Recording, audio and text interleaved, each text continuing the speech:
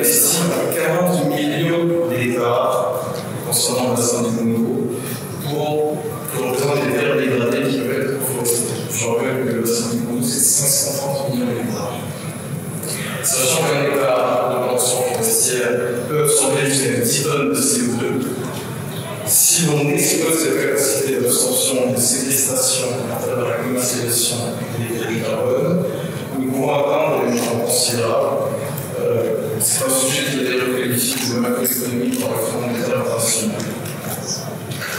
C'est donc pour les investisseurs que je l'accompagne dans la mission, une opportunité économique extraordinaire qui permet également de respecter nos engagements et de contribuer de manière significative à la réduction de nos objectifs. Imaginons la transformation de ces terres dégradées en métamorphosées en forêt surveillante, ça va non seulement revitaliser l'écosystème, mais aussi permettre de développer les économies locales. Ces terres qui sont aujourd'hui sous-utilisées peuvent devenir des véritables moteurs de développement durable. Ces conditions offriront aux habitants pour la biodiversité, amélioreront les sols, permettront aux communautés rurales de se diversifier économiquement et d'avoir une rente. C'est laisser une fois de plus, je dirais, l'Afrique centrale gaspiller une opportunité d'or pour son développement.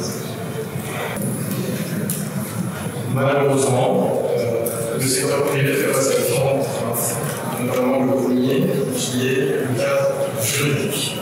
On a un rôle crucial dans la lutte contre le changement climatique. Il est temps de comprendre qu'il ne faut pas investir dans l'implantation et qu'il faut une condamnation. Le chèque carbone proposé est une opportunité perdue de séquestrer des carbone, des tonnes de carbone, et de s'en être étouffées sous le poids de nos émissions. L'action n'est non plus une nécessité, non plus par une notion, mais une nécessité. La responsabilité de protéger la forêt tropicale du bassin du Congo n'est pas seulement celle des 6 pays, mais c'est une responsabilité qui concerne le monde entier, et donc il faudrait agir conjointement. Je vous remercie.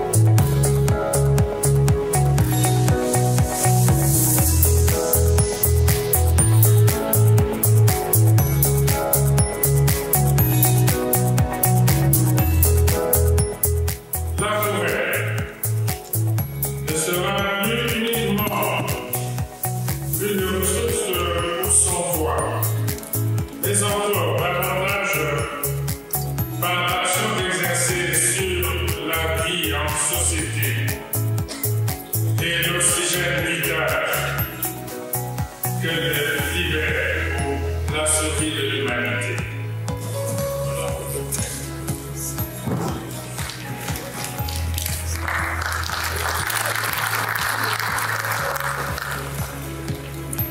Merci.